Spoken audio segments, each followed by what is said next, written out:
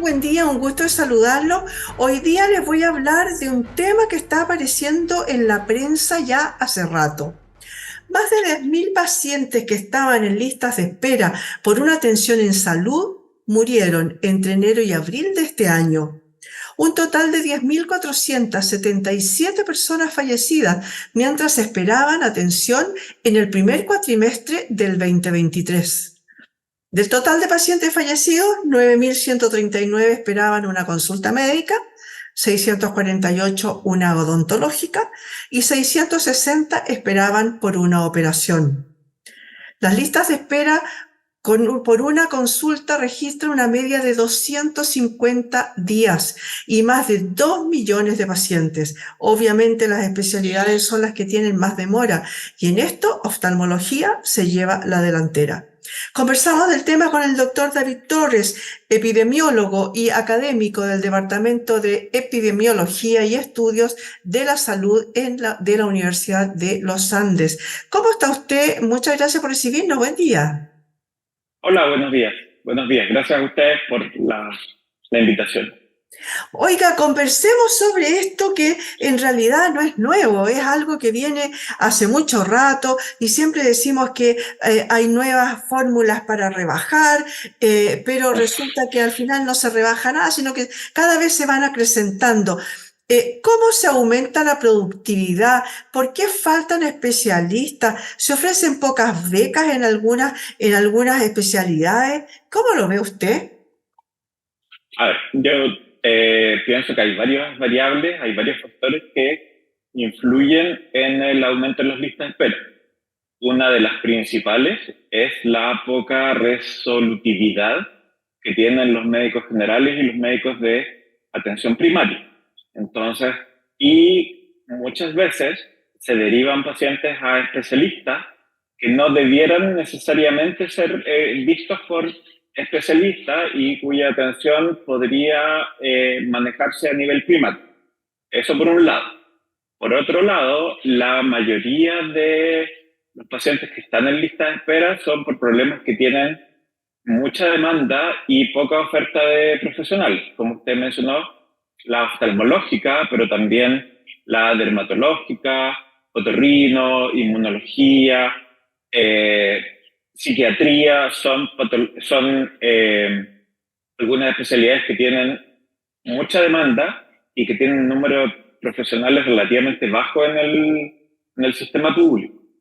Y las cirugías, que es uno de los que más impacta, no son tantos, pero sí, claramente, si nosotros asumimos que las cirugías sirven para disminuir un problema que eventualmente puede mejorar la calidad de vida o disminuir la mortalidad, tiene un impacto quizás no poblacional, pero sí es un impacto directo a cada una de las personas que lo padece y lo necesita.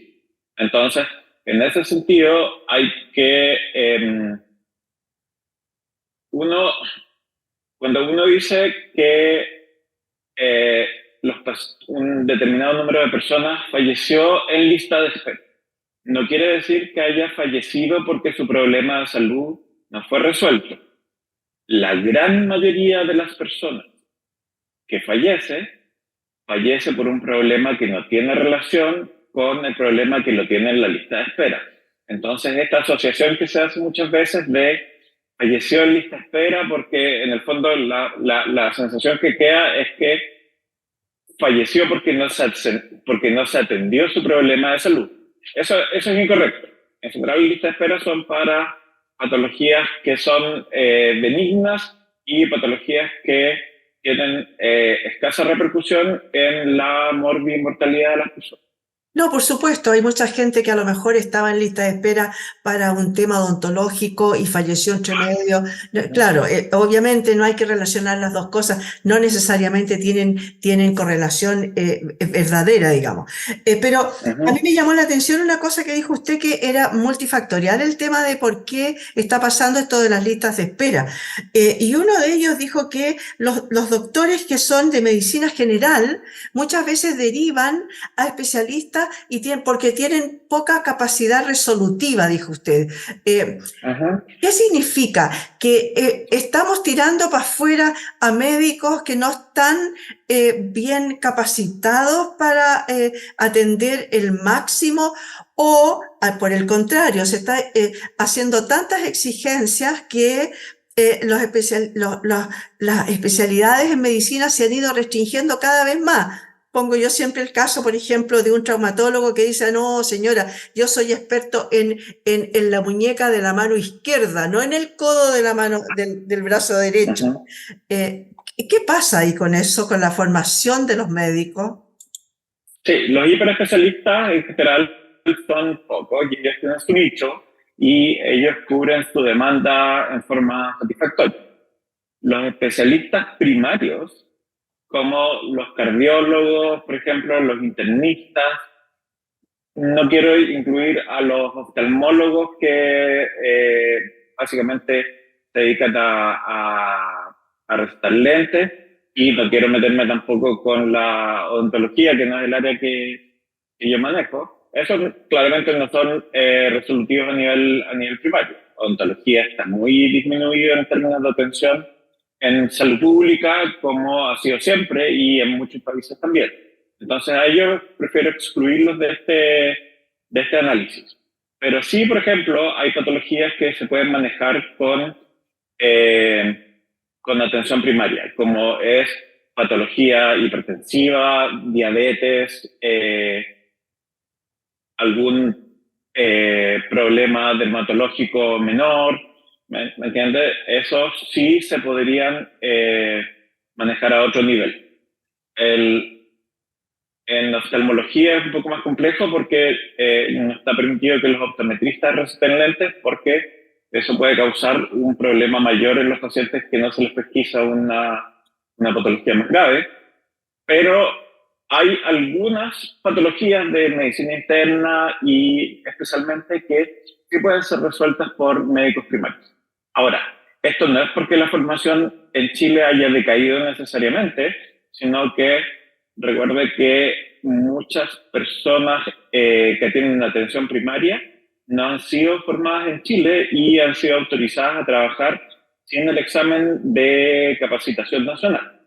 Entonces, el EUNACOM, que se llama, que es un examen que se exige para poder trabajar en la atención primaria.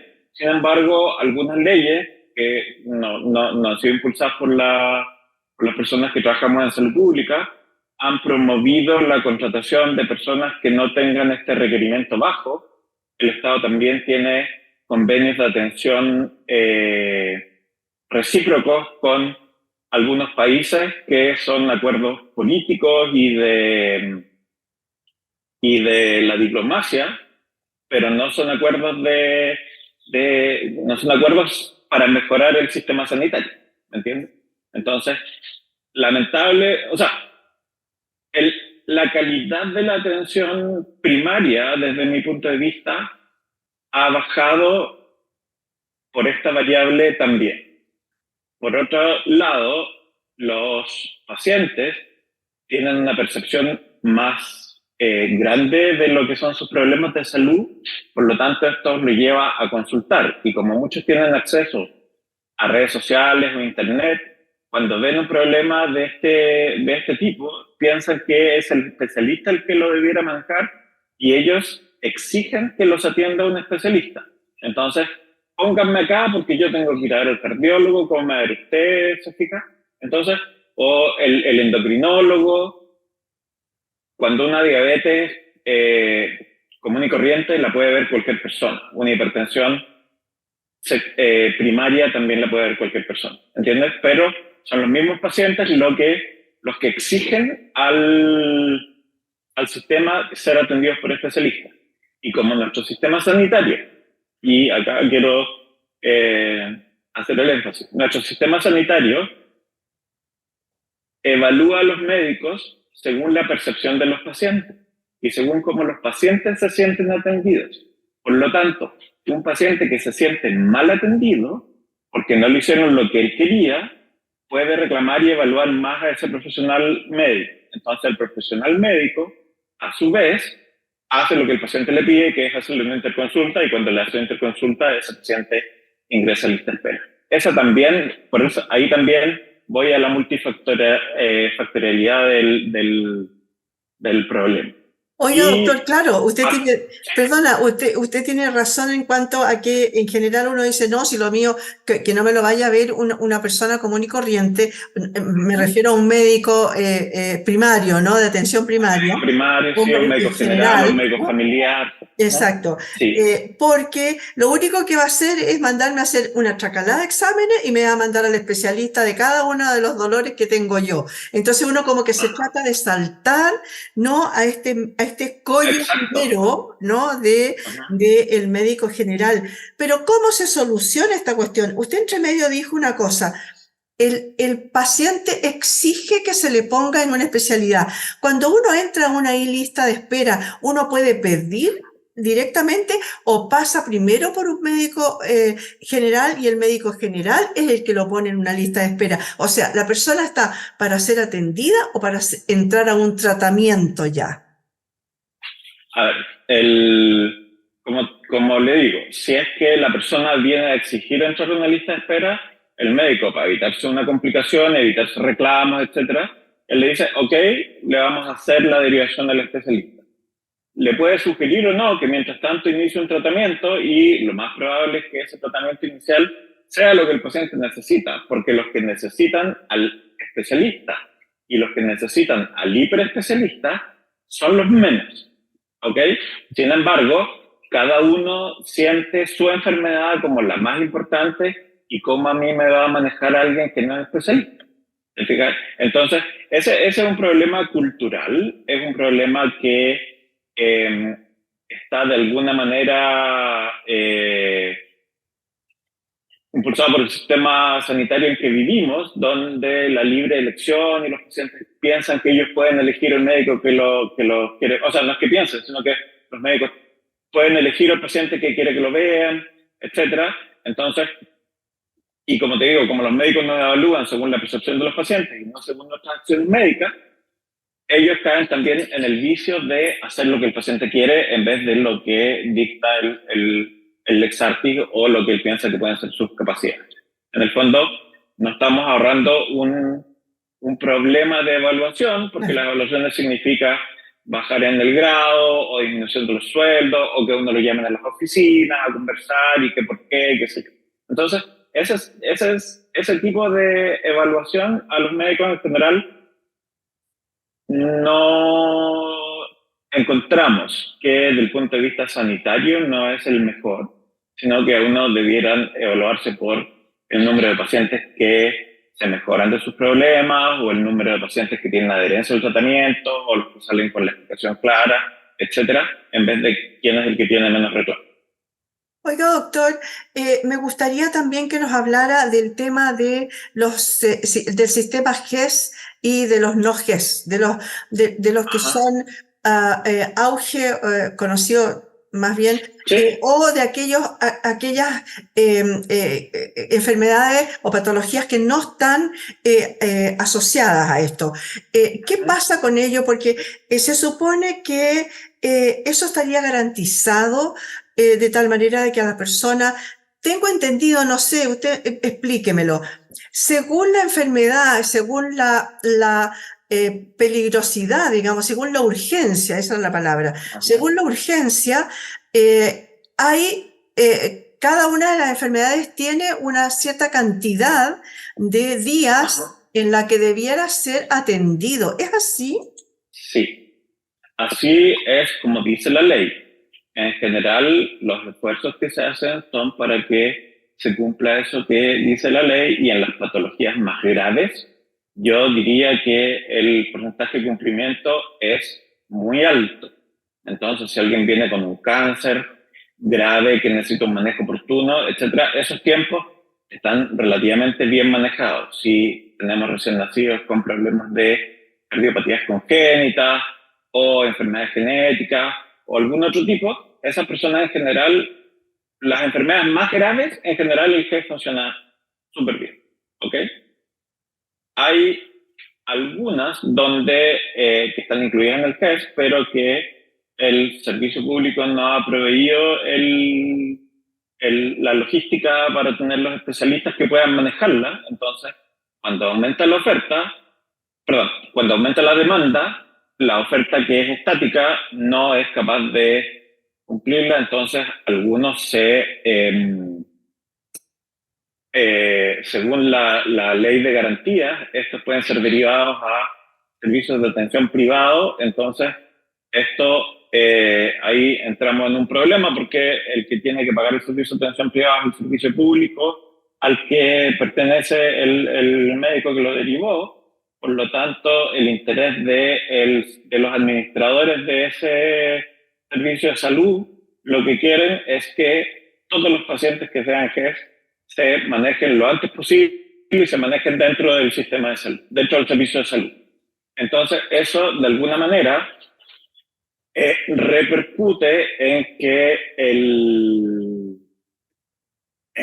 los pacientes que tienen patologías no GES vean postergada su atención porque la escasa oferta de profesionales que hay está para resolver los problemas de las patologías GES y no de las patologías no GES. Entonces, como que lo que sobra entran las patologías no GES, que muchas veces son igual de relevantes, pero como no están metidas en la ley, Claro.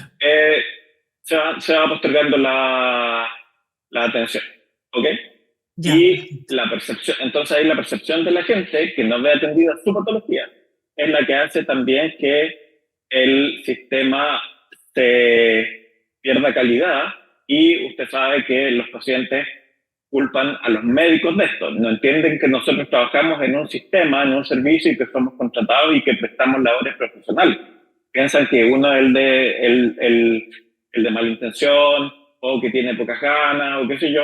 Entonces, eso es lo que yo, de nuevo, y acá yo sé que puedo ser repetitivo, pero acá, de nuevo, esos son los pacientes que reclaman, y esos son los pacientes que ven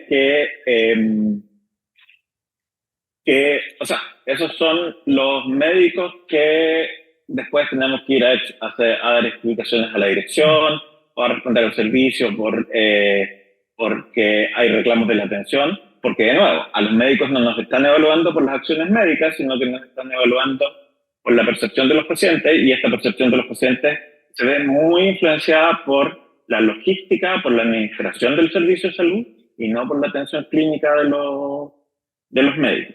Oiga, doctor, Y para ponerle un poquito más ¿sí? dame un segundo, a poner otra gota más al problema.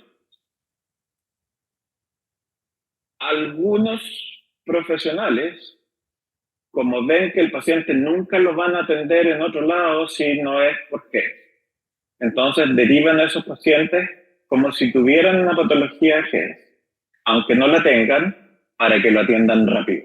Entonces, como la ley los obliga a ser atendidos, los especialistas lo ven, y como ya lo están viendo, aunque no sea GES, no van a dejarlo sin atención, sino que lo empiezan a ver, y eso hace que el sistema se desvirtúe de alguna manera. O sea, se desvirtúa, pero absolutamente en ese sentido. Absolutamente. Claro, Entonces, claro, lo que funciona bien en el papel, en la ya. práctica está lleno de vicios. De vicios de alguna manera.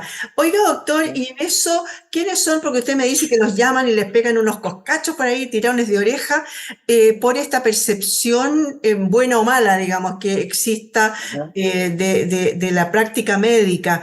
En ese sentido, ¿quién decide cuál es el apuro? ¿El médico, la directiva? ¿El médico propone y de un pelotón de gente, una directiva, un consejo, un ente dice, ya, esto los vamos a apurar, esto los vamos a pasar a venta a salud privada? ¿Cómo Ujú. se hace ese enjuague, digamos?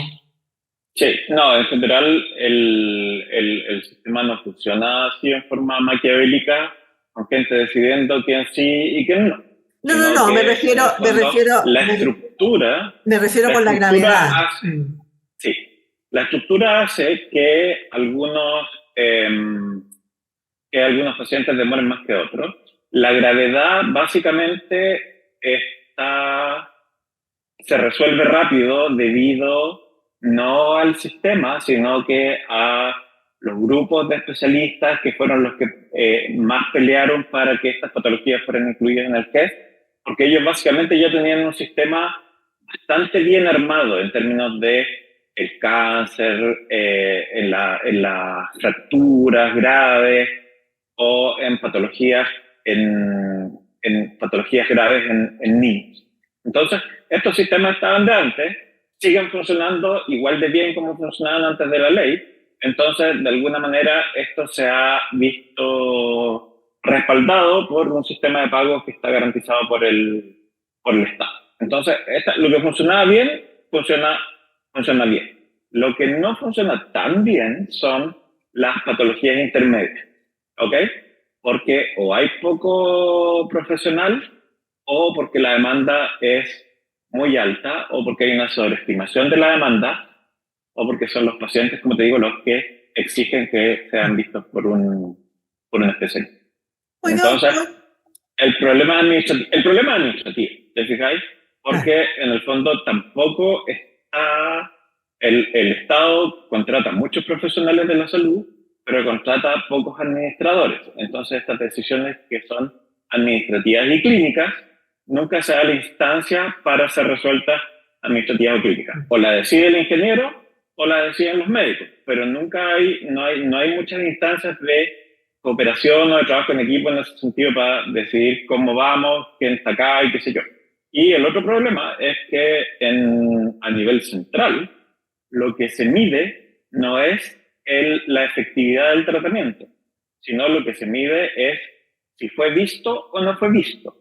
De ahí, si fue visto, si fue operado, si le dieron lentes, no se está evaluando, no se está evaluando el impacto en la salud a largo plazo, el impacto en la calidad de vida, que son variables que nos importan a los médicos y a los pacientes, pero no necesariamente a los que entregan los fondos para el manejo de estos cosas. Claro que sí, es lo más importante en realidad, ¿no? Es lo más importante. Es lo más importante, Sí. ver si fue resuelto el problema, no si lo vieron o no lo vieron. Ahora, usted mencionó el tema de las operaciones, de la cirugía. Mucho se ha hablado de que hay varios hospitales que tienen ya algunos pabellones obsoletos, en mal estado, que las máquinas no existen, etcétera, y que por lo tanto, no sé, voy a inventar una cifra, de 10 pabellones están funcionando solo 2 y funcionan solo en el horario desde las 7 de la mañana a las 12 del día, porque después en toda la tarde se dedican a la limpieza y a todo el trabajo para prepararlo para el día siguiente. Y por lo tanto habría mucha infraestructura muerta, mal usada o simplemente en desuso. ¿Cree usted que es un problema ese con respecto del atraso en la cirugía? La gente que espera una cirugía, que en realidad si esperan una cirugía es porque es grave, no es una cuestión así como, no importa que se le solde la cadera como sea y después la volvemos a arreglar. No es así. Bueno, depende de la cirugía. La cirugía necesita que la oportunidad de atención sea en los tiempos que lo necesita la patología y no en los tiempos que el sistema le puede entregar en función de la demanda. Entonces, hay enfermedades, por ejemplo, una fractura de cadera, el estándar es que sea resuelta los primeros días y no una semana o 2 semanas después que se fracturó. Una infección respiratoria aguda necesita un manejo inmediato y no después que han dado 3 semanas y que no se mejora la sintomatología. Entonces, en ese sentido, esas urgencias, esa oportunidad de atención se ve perjudicada por estos problemas administrativos y logísticos que tienen que ver con el número de personal con el personal contratado por un lado, pero también con los insumos con que cuenta el hospital y con las mantenciones que se le hacen a los equipos que se ocupan en pabellón, porque en pabellón no es tan importante como tener los equipos adecuados, es tener las mantenciones que permitan que trabajemos con seguridad. Hay, por ejemplo, en algunos lados hay patologías que se pueden operar en forma laparoscópica, esto es con unas cámaras y unos agujeros muy pequeños, que por falta de mantención de los equipos, o porque no hay suficientes equipos, o porque es muy caro las pinzas o lo que sea, los pacientes son operados en forma abierta, que es una patología que necesita una recuperación mucho más prolongada, más días de hospitalización y más riesgos de morbimortalidad para los pacientes. Hay cirugías que, por ejemplo, en la prevención de infecciones derivaoperatorias, hay una serie de normas que debieron tomarse, pero que por problemas de mantención o problemas de insumos no se toman. Por ejemplo, yo estoy seguro que todos reciben antibióticos, pero no todos se les rasura en forma adecuada, no todos se les hace el aseo correcto, a no todos se les hace el calentamiento intraoperatorio porque se acabaron los insumos, ¿te fijas? Entonces, ese tipo de problemas, los médicos nos vemos expuestos todo el tiempo a operar en el servicio público, especialmente en condiciones que son bajo el estándar que nosotros mismos aprendimos, ¿ok? Y cuando nosotros hacemos ver esto a los administrativos, entonces uno es el conflicto. Entonces uno es el conflictivo, que por qué no lo haces nomás, si tu colega hace esto, tu colega lo hace así, nadie más reclama. Entonces uno dice, ahí tenemos que cumplir la ley, pero cuando no se cumple la ley, el responsable se lava las manos, y los que estamos trabajando en la atención directa de pacientes nos vemos perjudicados porque no estamos dando el estándar que el mismo Estado nos pide que le demos a los pacientes.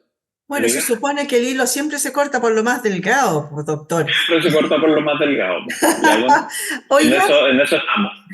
Oiga, para ir terminando, se nos empieza a terminar el tiempo. Me gustaría un breve comentario con respecto de cómo funcionó el sistema público con el privado durante la pandemia. Parece que aprendimos que trabajar en conjunto era muy bueno. Yo no sé si hoy día se está dando esa mancomunión tan buena, tan rápida, tan expedita, me refiero.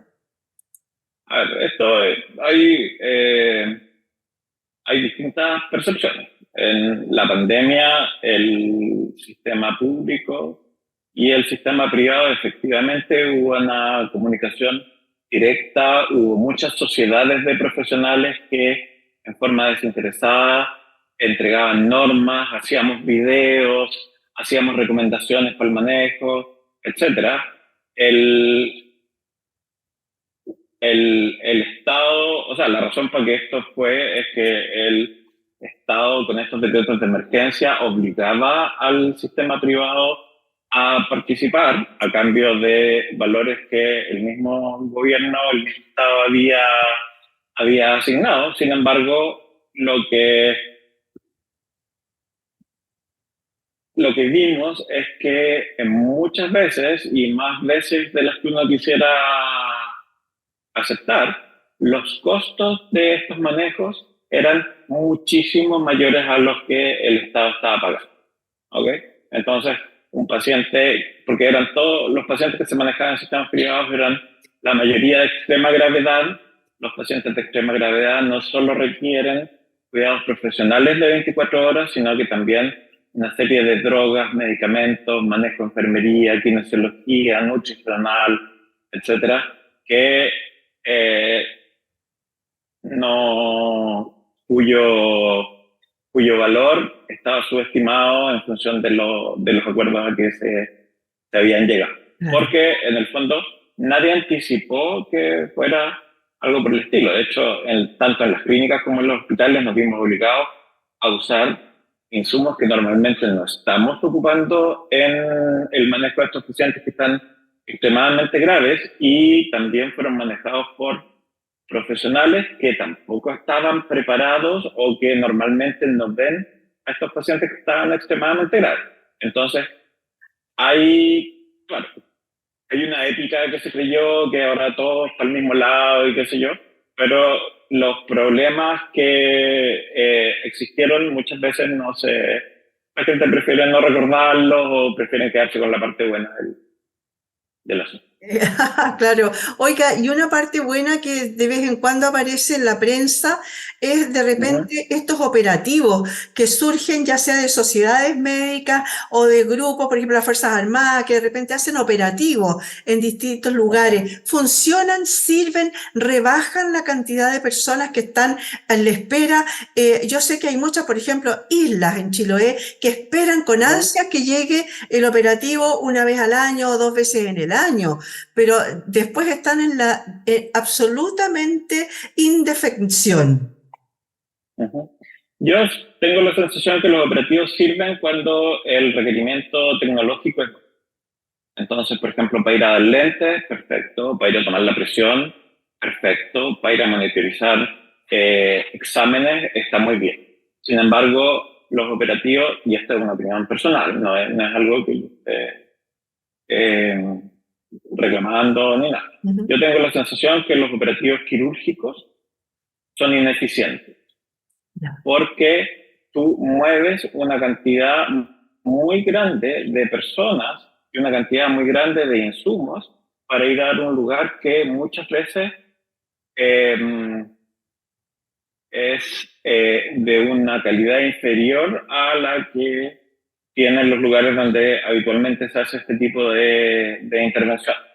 Y no solo en la parte del pabellón, porque la parte del pabellón uno conoce cómo funciona, sabe bien cómo se maneja el pabellón, etc. Pero el problema es la recuperación y el problema son los controles.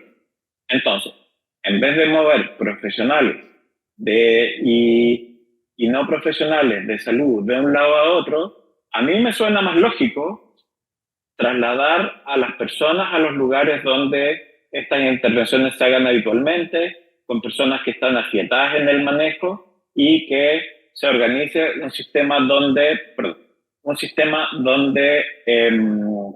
este servicio pueda ser prestado en forma eh, más eficiente, ¿ok? Donde los pacientes tengan un lugar donde ir a dormir, donde alguien los revise en el postoperatorio, porque si no, yo voy el sábado, operamos todo el sábado y me voy el sábado a la noche. ¿Te fijas? Y el paciente, si se complica, si tiene dolor o si necesita controles al día siguiente, esto lo van a ver o a la rápida o que si tiene una complicación grave o muy grave, tampoco van a tener cómo manejarla en el lugar donde se está interviniendo. Entonces, a mi gusto, esto es como ahí tiene algo de romanticismo, de volver a como era antes, donde los médicos hacían de todo y la gente no se movía de esos lugares para operarse. Pero si yo me tengo que operar de algo grave, prefiero operarme en una ciudad grande donde tengan mayor cantidad de recursos, donde haya más profesionales, donde si es que ocurre una complicación, estos profesionales puedan conversar y en el fondo den un mejor manejo al problema de salud de cada uno. Esa es mi visión, Claro. pero... Uh-huh. No, por supuesto, pero claro, no todos tienen la misma, esa posibilidad de la elección, ¿no es cierto? Llegado No, el no todos tienen caso, la elección claro, todo, y en el fondo lo que ven, lo que pasa es que uno cuando hace estas cosas no pondera los riesgos. claro, Entonces, si tú operas a 50 personas en un operativo, o 20, ponte tú, si operas 20 personas en un operativo, puede que las 20 primeras anden súper bien, pero si se te llega a complicar gravemente una de 100, una de 150, ahí es una catástrofe claro. si es que uno no tiene el manejo, las posibilidades de manejo adecuadas. Y de hecho, en las mismas recomendaciones del ministerio, hay algunas cirugías que necesitan ser hechas en lugares donde haya cuidados intensivos, donde haya mal de sangre, etcétera, y eso no siempre se cumple en los operativos. Perfecto. Muchas gracias, doctor, por haber estado con nosotros hoy día. Muy bien. Se me quedaron un montón de preguntas por hacerle, pero se las haré en Sí, otro pues momento. esto es, Esto da para hartas preguntas. da para muchas preguntas, para mucho tema, para mucha conversación.